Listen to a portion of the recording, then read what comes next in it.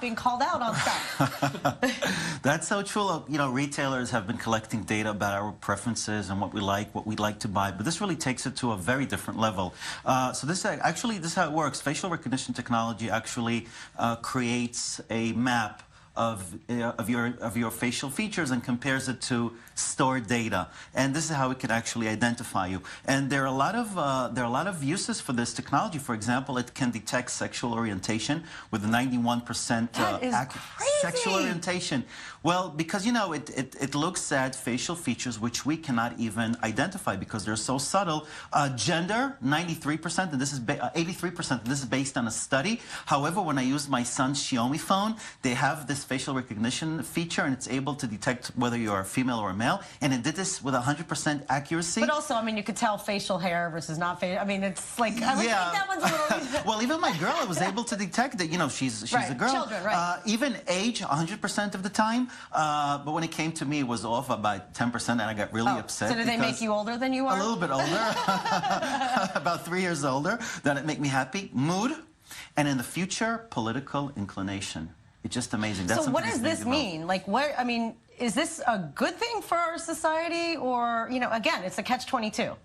Exactly. There are a lot of applications. For example, if you look at the Facebook facial recognition capability, so it's first of all, it enables you to tag people that you've taken pictures of people, to tag, authenticate purchases using Apple Pay, even the Connect motion gaming, you know, the 360 Xbox.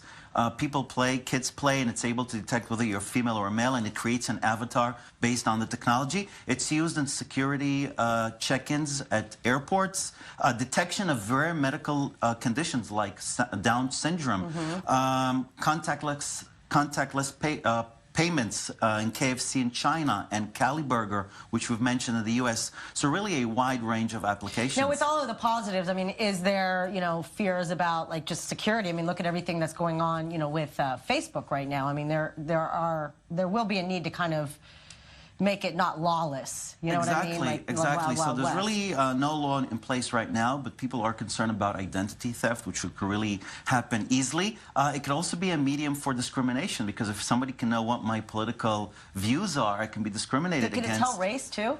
No, that's something it can't do right now, but I'm sure it's something we'll be able to do in the future. And there are some civil rights groups that are planning to file a complaint to the Federal Trade Commission in the States over concern of the facial recognition technology used by Facebook. And there are a lot of benefits, by the way. It prevents you from having to remember so many passwords, because, you know, you can open your phone with it. Well, then they expire, and then you have to redo it, and then, then I'm afraid of putting it in my contact list and everything. Exactly. And by the way, looking to the future, the technology in the future will be able to target advertising based on our gender and mood. Even if you're sitting in the clinic, you'll get advertisements suitable for man or female. Okay, that's annoying. All right, thank you. Thank you.